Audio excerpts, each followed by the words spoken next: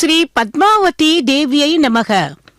சமஸ்த சம்பத் சுகதாம் மகாஸ்ரீயம், சமஸ்த கல்யாணகரீம் மகாஸ்ரீயம், சமஸ்த சௌபாகியகரீம் மகாஸ்ரீயம்.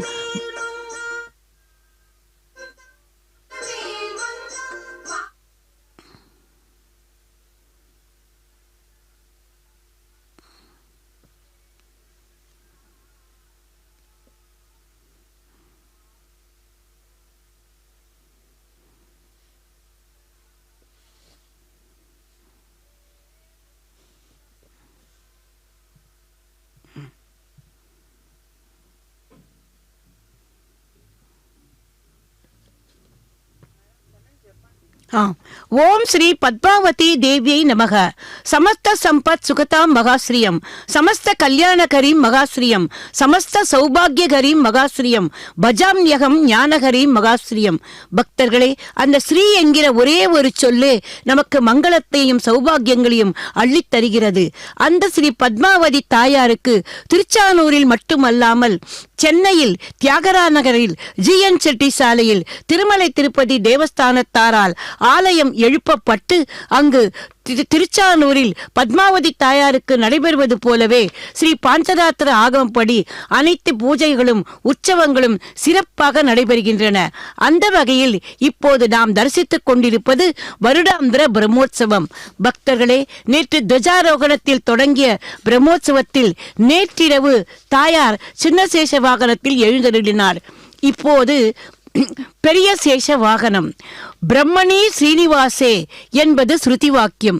வேதங்கள் பரபிரம்மத்தை தேடிக்கொண்டு போன போது ஸ்ரீ மகாவிஷ்ணுவின் ஹிருதய கமலத்தில் வீட்டிருக்கும் ஸ்ரீ மகாலட்சுமியை கண்டதும் இவரே பரபிரம்மம் என்று உறுதியிட்டதாம். அந்த ஸ்ரீ மகாலட்சுமியான அலர்மேல் மங்கை அகலகில்லேன் என்று உறைந்திருப்பது ஸ்ரீ சீனிவாசனின் வட்சஸ்தலத்தில் தானே.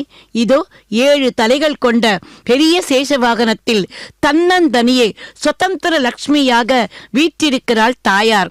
சுதந்திர லட்சுமி என்று நான் அடிக்கடி குறிப்பிடுவது உங்களுக்கெல்லாம் ஆச்சரியமாக இருக்கலாம். ஆனால் அதற்கு காரணம் உண்டு. திருமலை வாசனின் உற்சவ மூர்த்தியான மலையப்ப சுவாமியின் பிரம்மோற்சவத்தின் போது எம்பெருமான் உபயநாச்சிமார்களோடு தான் எழுந்தருளுவார். காரணம் புருஷக்காரம். பிராட்டிகள் பக்கத்தில் இருந்தால்தானே பகவான் நம் குற்றங்களை மன்னித்து அருள் தருவார். ஆனால் தாயாரின் பிரம்மோற்சவத்தில் எல்லா வாகனங்களிலும் தாயார் தனித்து ஆரோகழித்து வந்து நமக்கு தரிசனம் தருகிறார். ஆகவே அவள் காமிதார்த்த பிரதாயினி. வாத்சல்ய திருக்குணத்தால் நம்மை எல்லாம் தனது அருட்பார்வையால் மன்னித்து நமது குற்றங்களை எல்லாம் திருத்தி நமக்கு தனது திருவருளை பரிபூர்ணமாக வழங்குகிறாள். ஆகவே இவள் சுதந்திர லட்சுமி தானே. அந்த ஸ்ரீயே இதோ இப்போது இங்கே நாம் தரிசித்துக் கொண்டிருக்கும் ஸ்ரீ பத்மாவதி தாயார். பக்தர்களே, சேஷன் என்றாலே பணிவிடை செய்யக்கூடியவன் என்று பொருள். எம்பெருமானின் கைங்கரியமே தனது பிறவிப் பயன் என்று கொண்டவர் சேஷன். எம்பெருமானுக்கு எல்லா வகைகளிலும் கைங்கரியம் புரியும் அந்த சேஷனின் மீது இப்போது சேஷியாக நாம் தாயாரை சேவித்துக் கொண்டிருக்கிறோம். பாரத போரின் முதல் நாளில் அர்ஜுனனின் தேர்க்கட்டலில் நின்று கொண்டு கலங்கி நின்ற பாண்டவ இளவலுக்கு கீதையை உபதேசித்தார் கண்ணன்.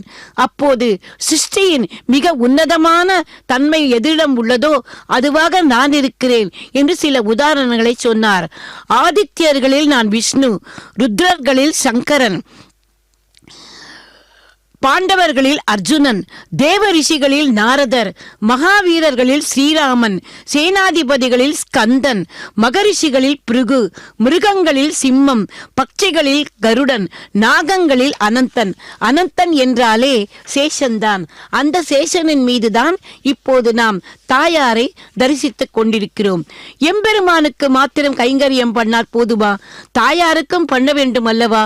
ஆகவேதான் இந்த ஆதிசேஷன் இப்போ தாயாருக்கு கைங்கரியம் பண்ணுவதற்காக வாகனமாக இங்கே வந்துள்ளார். ஆதிசேஷனின் அவதாரமான இளைய பெருமாள் ஸ்ரீ லக்ஷ்மணன் தனது தமையனாருக்கு செய்த அந்த தொண்டுகள், பணிவிடைகள் நாம் அறியாததல்ல. கைகேயியின் வரத்தால் பித்திருவாக்கிய பரிபாலனத்துக்காக ராமன் மரவுரி தரித்து வனவாசம் புறப்பட்ட போது அவர் பின்னே நிழல் போல தொடர்ந்தவர்தானே லக்ஷ்மணன். தனது இன்னுயிர் மனைவி சுகபோக அரச வாழ்க்கை 14 வருடமும் கண்விழித்து அந்த தமையனின் பின்னே சென்றார் அந்த லக்ஷ்மணர் என்ற இளைய பெருமாள். கண் விழித்து தமையனையும் அந்த தேவியையும் கண்ணை இமை காப்பது போல காத்தாராம். பக்தர்களே, அதே போலதான் இப்போது தேவிக்காக இங்கே எழுந்தருளியுள்ளார் அந்த ஆதிசேஷன். அத்தகைய கைங்கரியப்பரரான அந்த ஆதிசேஷனின் அவதாரம் இந்த பிரம்மோற்சவ சமயத்தில் கைங்கரியம் புரிய வாகனமாக வந்துவிட்டார். அவரது மடியில் இப்போது தரிசனம் தருகிறார் நமக்கு தேவி. பக்தர்களே, அப்படிப்பட்ட ஒரு அழகான வைகுண்டநாதர் திருக்குலத்தில் தாயார் இப்போது நமக்கு தரிசனம் தந்து கொண்டுள்ளார். ஆதிசேஷன் எத்தனை வகையில் பணிபுரிகிறார் எம்பெருமானுக்கு என்பதை நாம் அறிவோம். ஆனால் பராசர பட்டர் புதிசாக ஒன்று சொல்கிறார். ஆதிசேஷன் விசாலமாக இருப்பதால் ஒரு படுக்கையாக மாறி தனது மடியில் எம்பெருமானை தாளாட்டுகிறாராம். தூய்மையான நல்ல பாம்பு இருக்கும் இடத்தில் தாழம்பு மனம் வீசுமாம். ஆகவே கம் என்ற அந்த வாசனை பகவானுக்கு இதமாக இருக்குமாம். திருவிளக்கு இல்லாத இடத்தில் இரவு நேரத்தில் படுக்கக்கூடாது என்று சாஸ்திரம் சொல்கிறதல்லவா? ஆகவே தன்னுடைய தலையில் இருக்கும் அந்த நாகமணியின் ஒளியால் அந்த எம்பெருமான் சயனித்திருக்கும் அந்த இடத்தையே பிரகாசமாக்கி அழகாக ஒளிர செய்கிறாராம் இந்த ஆதிசேஷன்.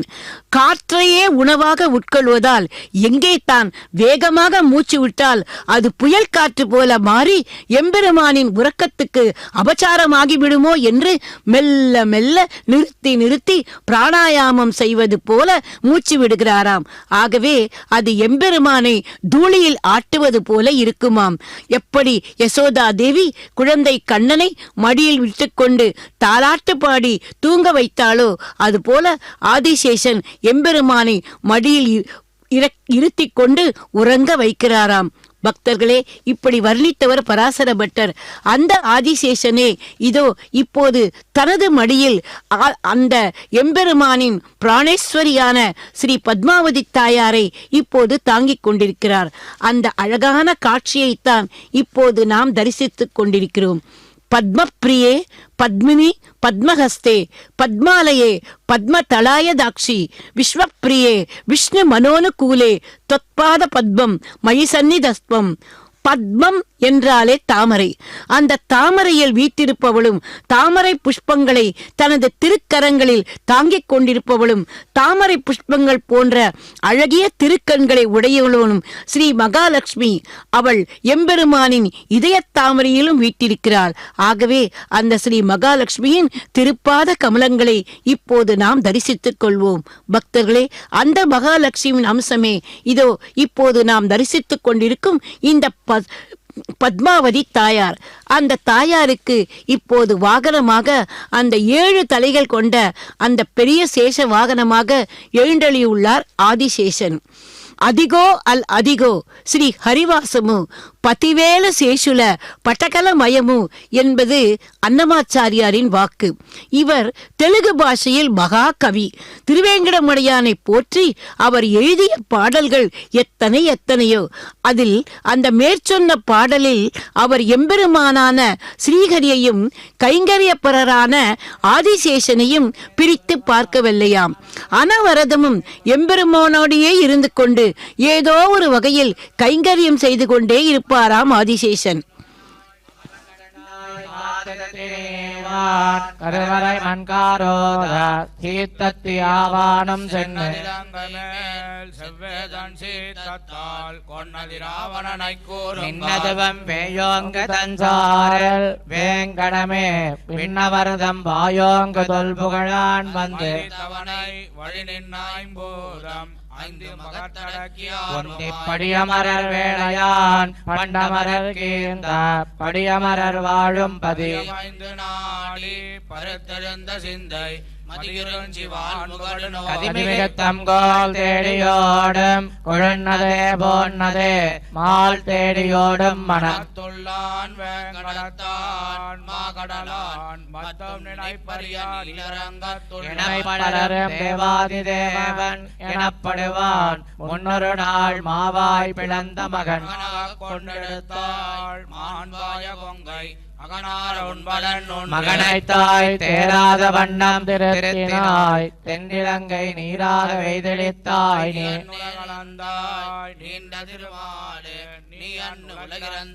நீ என்ன காரோதம் முன்கடைந்து பின்னடைத்தாய் மாகடலை பேரோதமே நிற்பிரான் பெரும்புலரி என்னும் வராகத்தனியுறவன் பாதம் பணியும் அவர் கண்டீர் மணியுறவம் காண்பார் மகிழ்ந்து சிந்தை திருமாலே மகிழ்ந்ததழாடி சங்கம் அவை பாடியாடும் தொழிலாகம் சூழ்ந்து துணிந்து சிந்தை துளாயலங்கள் அங்கமணிந்தவன் பணிந்ததவம் வேய் பிறங்க சாரல் விரல் வேங்கடவனையே வாய் திறங்கள் சொல்லும் வகை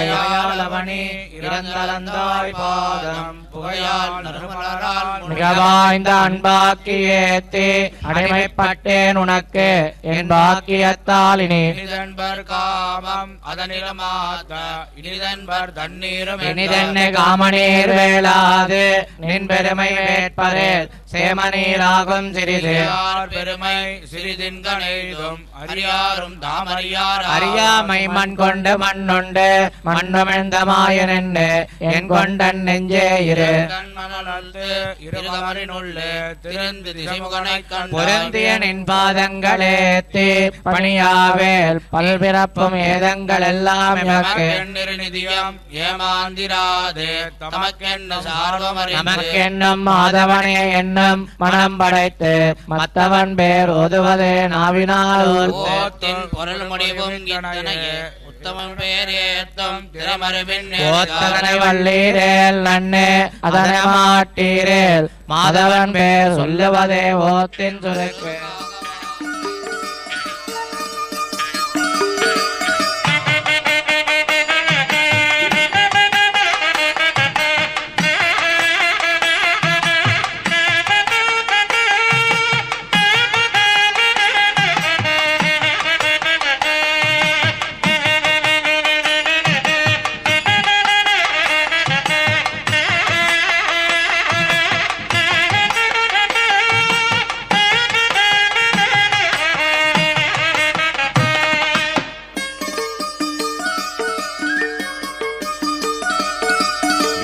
వీడుగదేశేషుడు శ్రీ వెంకటాద్రిశేషుడు వీడుగదేశేషుడు శ్రీ వెంకటాద్రిశేషుడు వేడుక గరుడనితో పెన్నుద్దైన శేషుడు వేడుక గరుడనితో పెన్నుద్దైన శేషుడు వీడుగదేశేషుడు శ్రీ వెంకటాద్రిశేషుడు వీడుగదేశేషుడు శ్రీ వెంకటాద్రిశేషుడు వేడుక గరుడనితో పెన్నుద్దైన శేషుడు వేడుక గరుడనితో పెన్నుద్దైన శేషుడు వీడుగదే శేషుడు శ్రీ వెంకటాద్రి శేషుడు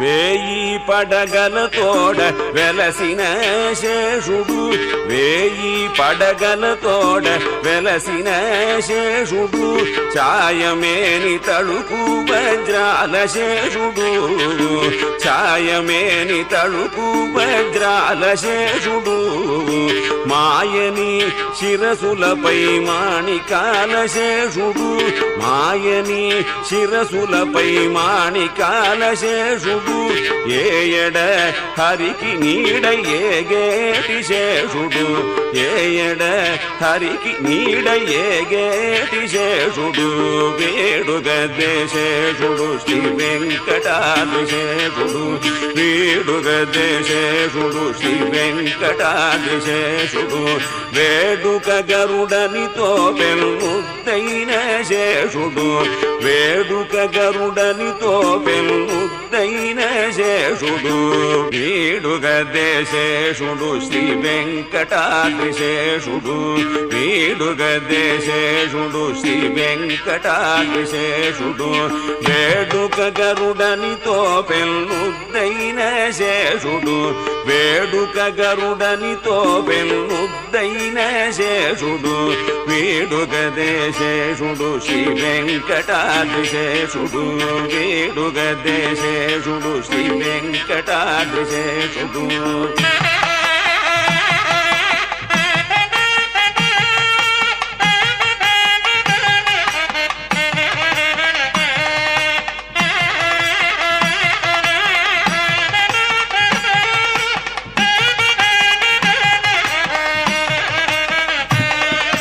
పట్టపు వాహనమైన బంగారు శేషుడు పట్టపు వాహనమైన బంగారు శేషుడు చుట్టు చుట్టుకొనిన మించుల శేషుడు చుట్టు చుట్టుకొనిన మించుల శేషుడు నట్టుకొన్న 2000 నాలుకల శేషుడు నట్టుకొన్న 2000 నాలుకల శేషుడు నెట్టన హరి పొగడ నేరు పరిశేషుడు నెట్టన హరి పొగడ నేరు పరిశేషుడు వీడుగదే శేషుడు శ్రీ వెంకటాద్రి శేషుడు వీడుగదే శేషుడు శ్రీ వెంకటాద్రి శేషుడు వేడుక గరుడనితో పెన్నుద్దైన శేషుడు వేడుక గరుడనితో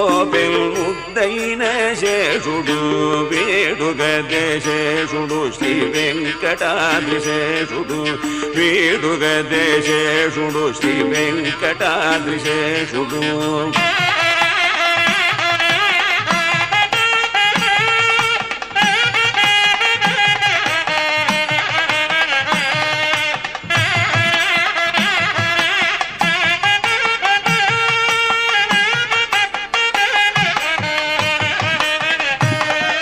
కదిసి పనులకెల్ల గాచుకొన్న శేషుడు కదిసి పనులకెల్ల గాచుకొన్న శేషుడు మొదల దేవతలెల్ల మ్రొక్కే శేషుడు మొదల దేవతలెల్ల మ్రొక్కే శేషుడు అదే శ్రీ వెంకటపతి కలమేలు మంగకును అదే శ్రీ వెంకటపతి కలమేలు మంగకును పదరక ఏ పొద్దు పానుపైన శేషుడు పదరక ఏ పొద్దు పానుపైన శేషుడు వేడుగదే శేషుడు శ్రీ వెంకటాద్రి శేషుడు వేడుగదే శేషుడు శ్రీ వెంకటాద్రి శేషుడు వేడుక గరుడనితో పెన్నుద్దైన శేషుడు వేడుక గరుడనితో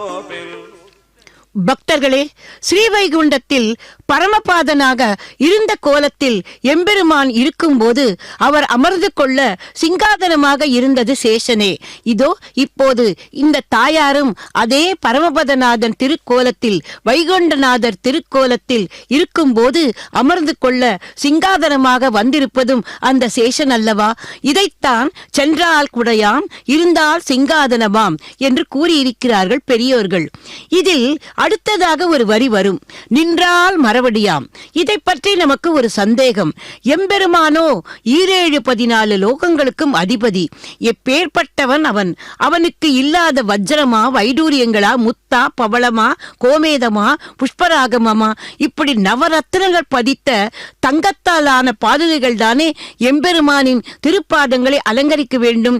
இதென்ன மறுபடி என்று ஆழ்வார் கூறுகிறார் என்று பார்ப்போமானால், திரேதா யுகத்தில் எம்பெருமான் தசரத சக்கரவர்த்தியின் திருக்குமாரன் ஸ்ரீ ராமச்சந்திரனாக அவதரித்த போது அவரது சிற்றன்னை கைகேயி அவரை தசரத மகாராஜாவிடம் 2 வரங்கள் கேட்டு, ஒன்று பரதனுக்கு பட்டம், இன்னொன்று ராமன் மர உரி தரித்து 11 வருடம் கானகம் செல்ல வேண்டும். இதில் மர உரி என்பது ரிஷிகளும் சந்நியாசிகளும் அணிந்து கொள்ளும் ஒரு உடை.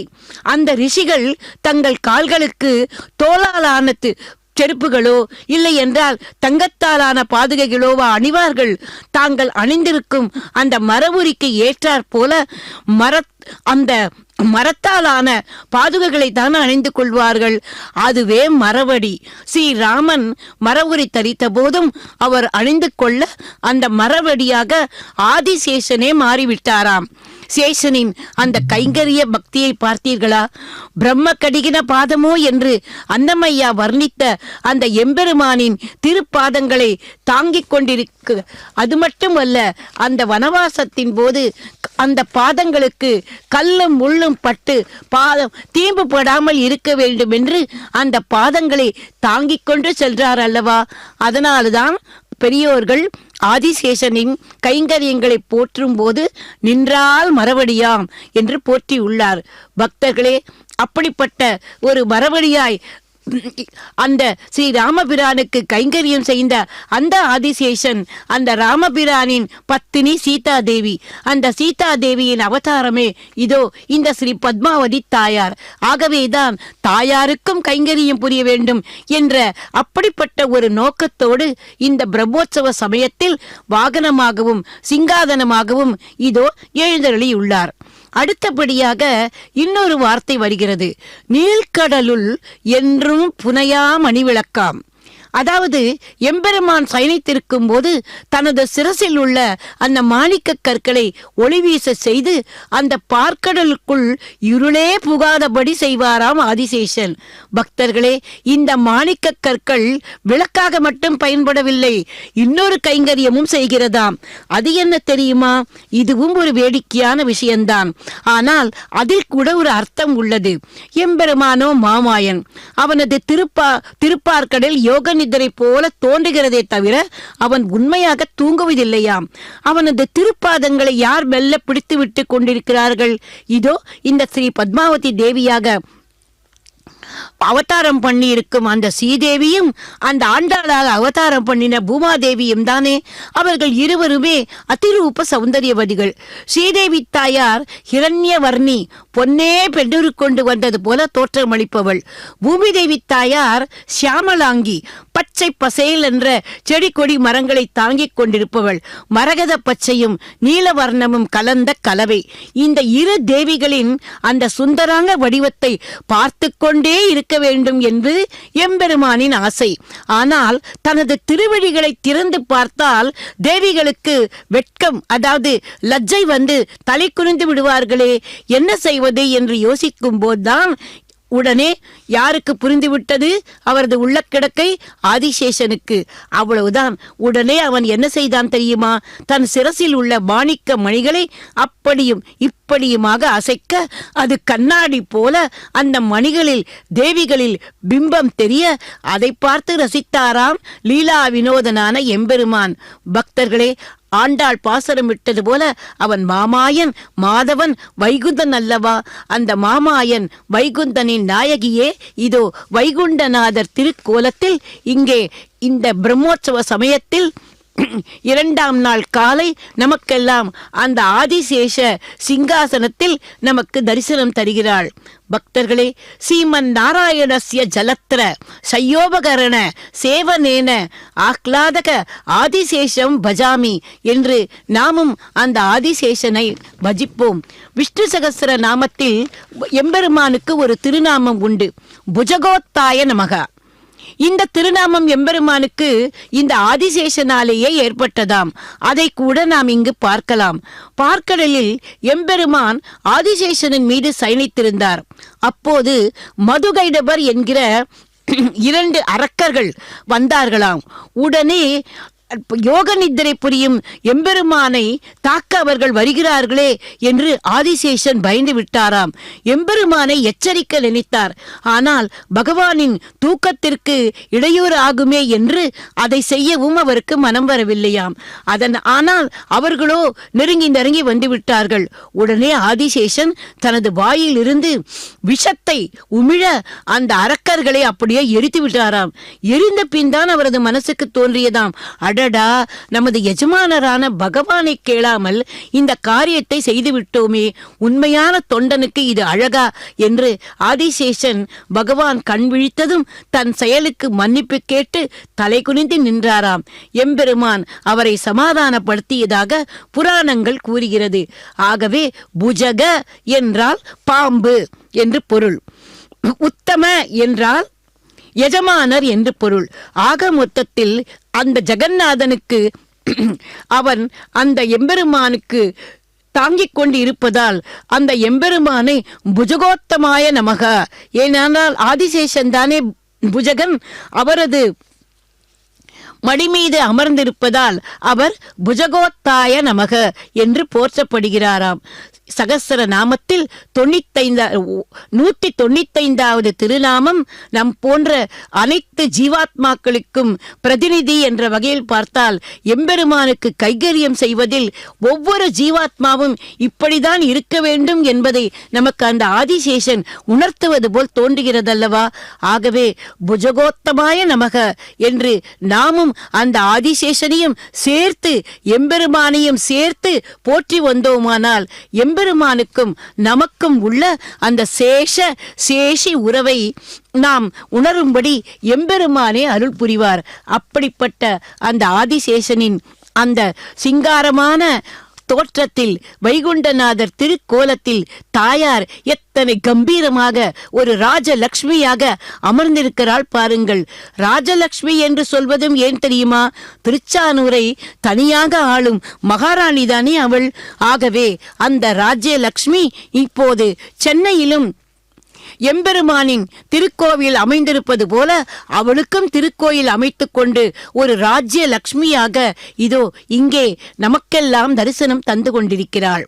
அந்த தாயாரை நாம் சேவிப்போம். ஈசானாம் ஜகதோஸ்ய வெங்கடபதேர் விஷ்ணூர் பராம் பிரேயசீம் தத்பக்தஸ்தல நித்யவாச ரசிகாம் தக்ஷாந்தி சம்வர்தினிம் பத்மாலங்கிருத பாணிபல்லவ யுகாம் பத்மாசனஸ்தாம் ஸ்ரீயம் வாத்சல்யாதி குணோஜ்வலாம் பகவதீம் வந்தே ஜெகன்மாதரம் என்று தாயாரை இருகரம் கூப்பி சேவிப்போம். அடுத்தபடி திருமலையை பற்றி ஒரு பூதத்தாழ்வார் ஒரு பாசுரம் இயற்றியுள்ளார். நின்றதுவும் வேய்வோங்கு தன்சாரல் வேங்கடமே விண்ணவர்தம் வாய்வோங்கு தொல்புகழான் என்று அவர் பாடும்போது உயர்ந்த மூங்கில் காடுகளையும் குளிர்ந்த மலைச்சாரைகளையும் கண்ட எம்பெருமான் விண்ணிலிருந்து மண்ணுக்கு வந்தவது இந்த திருமலையின் இயற்கை அழகிலேயே ஈடுபட்டு இங்கேயே தங்கிவிட்டதாக கூறுகிறார். இந்த திருமலைக்கு அந்த காலத்தில் என்ன பெயர் தெரியுமா? அரவகிரி. அதாவது இந்த அரவகிரி என்று ஏன் சொல்கிறேன் என்றால் பாம்புகள் நிறைந்த இடமாம் இது. அப்போது இங்கே மலைப்பாம்புகள் ஏராளமாக இருந்ததாம். அங்கே வாழ்ந்து வந்த அந்த மலைக்குறவர்களின் திணைப்புனங்களில் யானைகள் பட்டிமேய கூட்டம் கூட்டமாக வருமாம். அவற்றை துரத்துவதற்காக அந்த குறவர்கள் என்ன செய்வார்கள் தெரியுமா? கற்களை வீசி எறிவார்களாம். அந்த கற்களில் கூழாங்கற்களோடு மாணிக்க கற்கள் கூட இருக்குமாம். அந்த மாணிக்கங்களின் ஒளியை பார்த்ததும் அந்த பாம்புகள் அவைகளை மின்னல் என்று நினைத்து அந்த யானைகள் கருத்து இருக்கிறது அல்லவா, அவற்றை மேகங்களாகவும் கருதி மின்னலுக்கு பின்னே வரும் இடிமழைக்கு பயந்து தங்கள் புற்களில் ஓடி ஒளிந்து கொள்ளுவாம். இந்த காட்சியை தான் இப்படி வர்ணிக்கிறார். ஊரும் வரி அரவம் வெண்குறவர் மால்யானை பேர எரிந்த பெருமணியை கார் உடைய மின் என்று புற்றடியும் வேங்கடமே.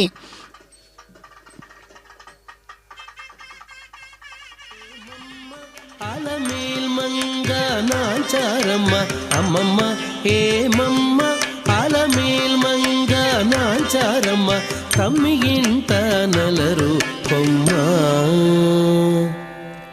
அம்மம்மா ஏமம்மா அலமேல் மங்கா நாச்சாரம்மா தம்மியின் தனலரு பொம்மா போயம்மா அம்மம்மா ஏமம்மா அலமேல் மங்கா நாச்சாரம்மா தம்மியின் தனலரு பொம்மா போயம்மா அம்மம்மா ஏமம்மா அலமேல் மங்கா நாச்சாரம்மா தம்மியின் தனலரு பொம்மா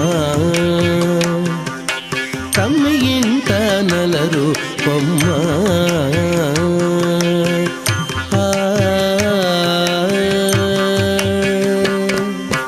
నీరిలోన తల్లడించి నీకే తల వంచి నీరి కింద పులకించి నీరమణుండు నీరిలోన తల్లడించి నీకే తల వంచి నీరి కింద పులకించి నీరమణుండు గోరి కొన చెమరించి కోపమే పచరించి గోరి కొన చెమరించి కోపమే పచరించి సారెకు నీ అలుకయిటే సాలించవమ్మా గోరి కొన చెమరించి కోపమే పచరించి సారెకు నీ అలుకయిటే సాలించవమ్మా అమ్మమ్మ ఏమమ్మ అలమేల్ మంగా నాచారమ్మ తమ్మిயின் తనలరు కొమ్మ పోయమ్మ అమ్మమ్మ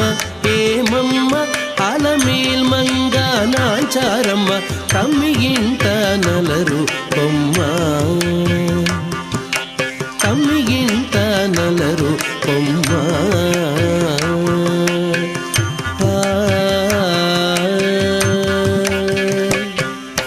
నీకుగాని చెయ్యి చాచి నిండా కోపము రేచి మేకొని నీ విరహాన మేలు వెంచి నీకుగాని చెయ్యి చాచి నిండా కోపము రేచి మేకొని నీ విరహాన మేను వెంచి ఈ కడాకడి సతుల హృదయమే పెరరేచి ఈ కడాకడి సతుల హృదయమే పెరరేచి ఆకు మడిచియనైన ఆనతీయవమ్మ ఈ కడాకడి సతుల హృదయమే పెరరేచి ఆకు మడిచియనైన ఆనతీయవమ్మ అమ్మమ్మ ఏమమ్మ అలమేల్ మంగా నాచారమ్మ తమ్మిயின் తనలరు కొమ్మ పోయమ్మ అమ్మమ్మ ఏమమ్మ అలమేల్ మంగా నాచారమ్మ తమ్మిயின் తనలరు కొమ్మ తమ్మిயின் తనలరు కొమ్మ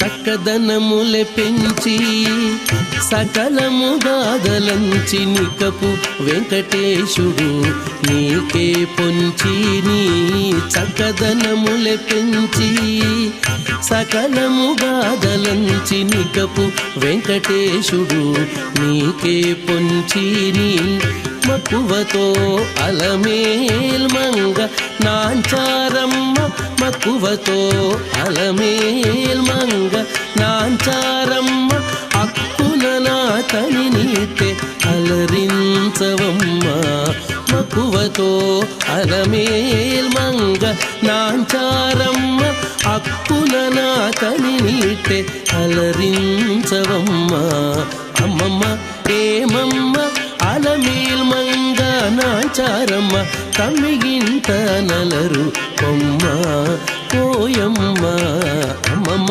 ఏమమ్మ అలమేల్ మంగ నాంచారమ్మ తమ్మిగింత నలరు కొమ్మ.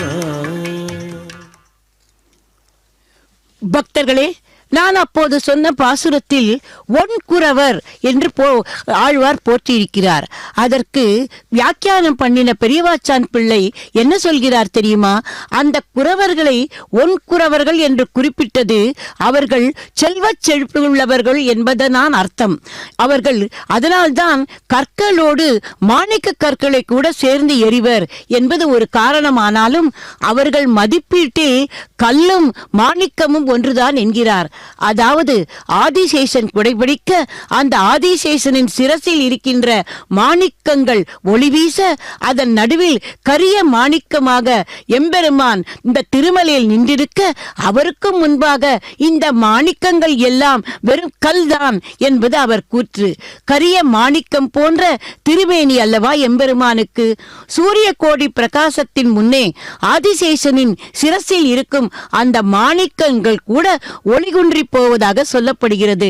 அத்தகைய பெருமை வாய்ந்தது அரவகிரி எனும் திருமலை. பக்தர்களே, அந்த திருமலகிரி வாசனின் அர்த்தாங்கி நமது பத்மாவதி தாயார். அந்த பத்மாவதி தாயார் இப்போது அந்த ஆதிசேஷனின் மடி மீது அவ்வளவு ஒய்யாரமாக வீற்றிருக்கிறாள்.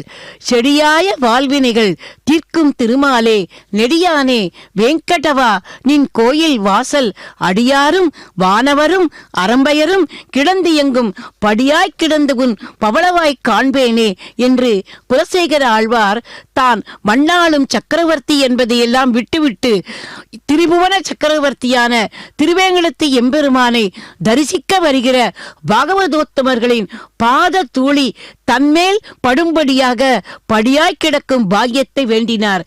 அவரது அந்த எளிமையை பார்த்து எம்பெருமான் அவருக்கு அந்த பாக்கியத்தையே தந்தார். இப்படி அவரே இப்படிப்பட்ட இதை வேண்டும் போது அந்த கைங்கரியப்பரரான ஆதிசேஷனை பற்றி நாம் சொல்லவே வேண்டுமா? ஆகவேதான் அந்த ஆதிசேஷன் எம்பெருமானுக்கு மட்டுமன்றி அவரது தேவிக்கும் கைங்கரியம் புரிகிறாராம்.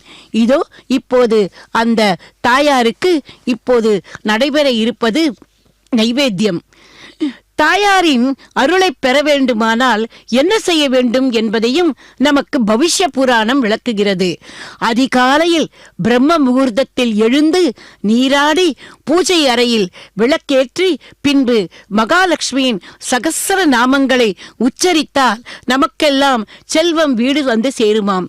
அது மட்டுமல்ல, ஏழையாக இருந்தால் கூட தன்னால் முடிந்ததை தானம் செய்ய வேண்டுமாம்.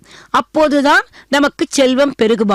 அந்த தேவி மகிழ்ச்சி அடைவாள் என்கிறது பவிஷ்ய புராணம். அது மட்டுமல்ல, வசந்த மாதவாய நமக என்று அந்த மகாலட்சுமியின் நாயகனை பஜித்து ஷோடச உபச்சாரங்கள் செய்தால் அவரது தர்மபத்தினியான அந்த ஸ்ரீ மகாலட்சுமி தாயார் உள்ளம் குளிர்ந்து நமக்கு அனைத்து செல்வங்களையும் வழங்குவாள் என்று அந்த புராணத்தில் குறிப்பிடப்பட்டுள்ளது. பக்தர்களே, ஆகவே அதே போன்றுதான் அந்த நாயகனுக்கும் தனது தேவியான அந்த தாயாருக்கு அத்தனை பூஜைகளும் பிரம்மோற்சவங்களும் செய்து அவளை மகிழ்வித்தால் தானும் மகிழ்வதாக சொல்கிறார். ஆக மொத்தத்தில் இருவரும் அந்யோன்யமான தம்பதிகள்.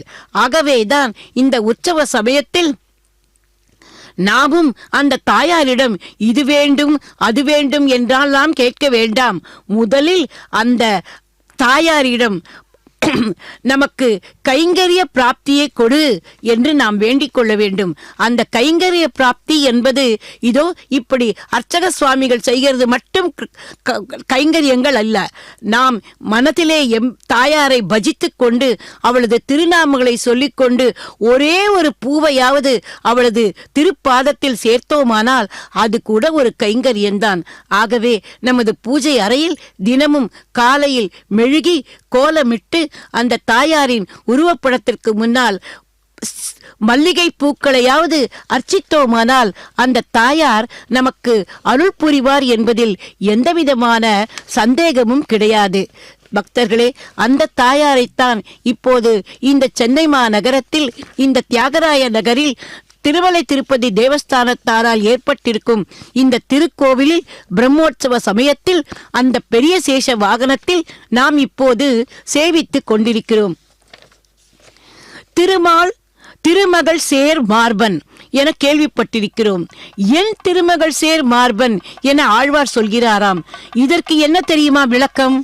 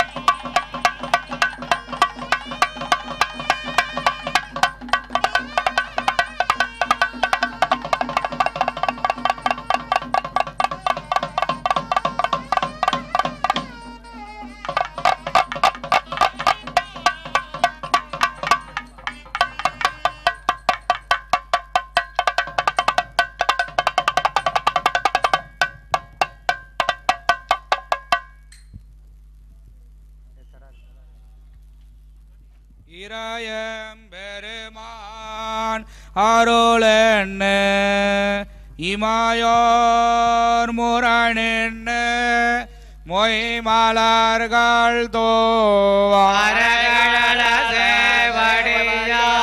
தோவாரவடியான் செங்கனடியான் குரலுருவாய் மாவடிவேல் மான்கொண்டான்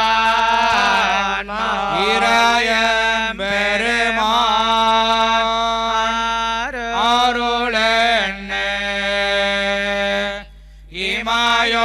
இமாயோர் முரணின்ன மொய் மலர்கள் தோவாரகள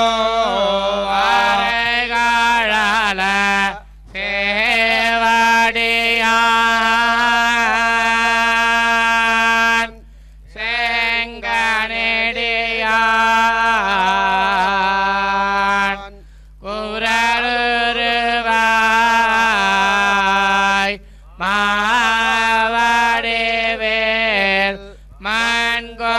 மண்கொண்டான் மாலே நெடியோனே கண்ணனே வீணாவார்க்கும் மேலார் வியந்துழாய் கண்ணியனே மேலால் விளவின் கால்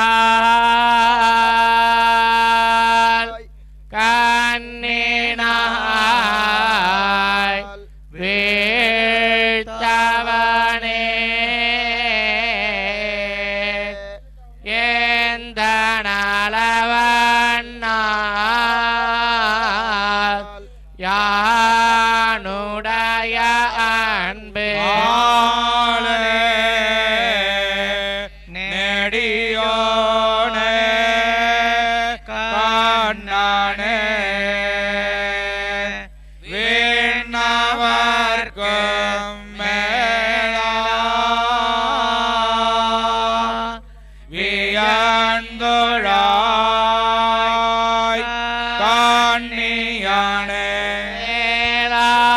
மேலால் விளவின் கால்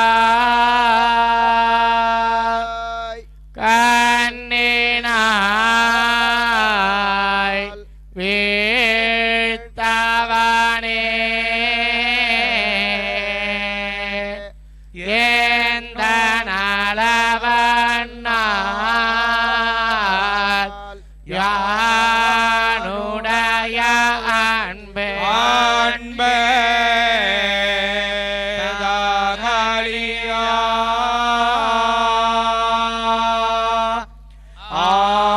ஆர்வமே நெய்யா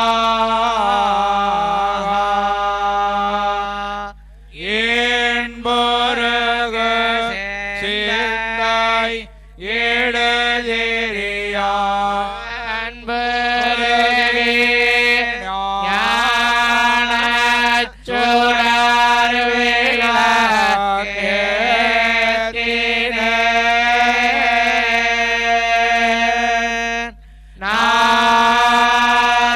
நாரணர்க்கே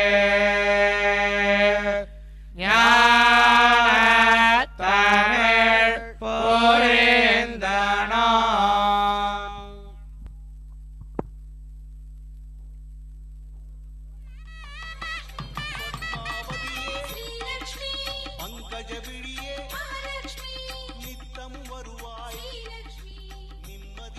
ॐ एतायामोपगव्यन्त इन्द्रामस्माकं सुप्रभातिं वावृधाति अनावरणः कुविदादश्च राजोगवाङ्केतं परामावर्जते नः उपेदहन्धनतामप्रातीतं जुष्टान्नश्येनो वासतिं पादामि इन्द्रन्नमस्यन्नोपमेभिरर्केर्यस्तोतृभ्यो हव्यो अस्ति यामन्ने निशर्वासेन इषधीङ्ग्रासत्समर्योगादति यस्य वष्टी चोष्कूयमानगेन्द्र भूरि वामम्मा पणिर्भूरस्मदति प्रवृद्धा पधेदिहदस्युन्धनिनं घणेनं एकस्तरन्नुपसाके भीरिन्द्र धनोरति विषुणत्ते यायन्नगज्वानस्तनका प्रेतीमीयुः परातच्छीर्षावावृदुस्त इन्द्रा यज्वानो यज्वाभिस्पर्धामानाः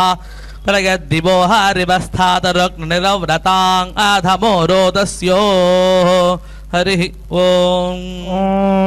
ऋषः पादुनग्धम् विज्योतिषा बृहता भात्यग्निराविर्विश्वानि कृणुते महित्वा प्रादेवीर्माया सहते दुरेवा शिशीते शृङ्गे रक्षसे विनिक्षे उत स्वाडासो दिविषन्त्वग्ने स्तिग्मायुधा रक्षसे हन्तवा उ मदेचिदस्य प्ररुजन्ति भावानवरन्ते परिबाधो अदेवीः पुनर्मामयित्विन्द्रियम् पुनराजः पुनर्भगः पुनर्ब्राह्मणमयितुमा पुनर्द्रविणमयितुमा यन्मेद्यरेतः पृथिवीमस्कान् यदोषधीरप्यसरद्यदापः इदं तत्पुनराददे दीर्घायुत्वाय वर्चसे यन्मेरेतः प्रसिच्यते यन्म आजायते पुनः तेन माममृतं कुरु तेन सुप्रजसं कुरु ॐ प्रातो द्रवा परिकोषा निषेदा द्रभायः पुना नो अभि वाजमर्षा अश्वन्नत्वा वाजिनम्मा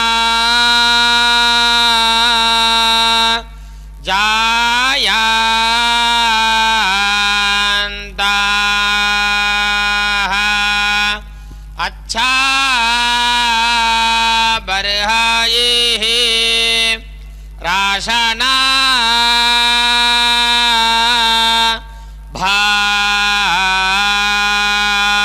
भायिः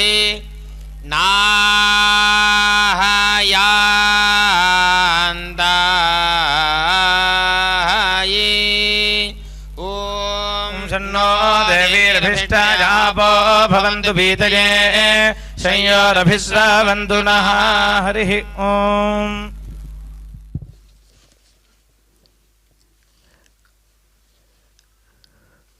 பக்தர்களே, இப்போது வேத சாத்துமுறையை நாம் சேவித்தோம். அதற்கு முன்பாக பிரபந்த சாத்துமுறையும் நல்ல முறையில் நடந்து முடிந்தது. இனி தாயாருக்கு அடுத்து கற்பூர மங்கள ஹாரத்தி. ஆதிலக்ஷ்மி நமஸ்தேஸ்து பரபிரம்ம ஸ்வரூபிணி யச்சோ தேஹி தனம் தேஹி சர்வ காமாம்ச தேஹிமே. பிரம்மஸ்வரூபணியான ஆதிலட்சுமியே நமஸ்காரம்.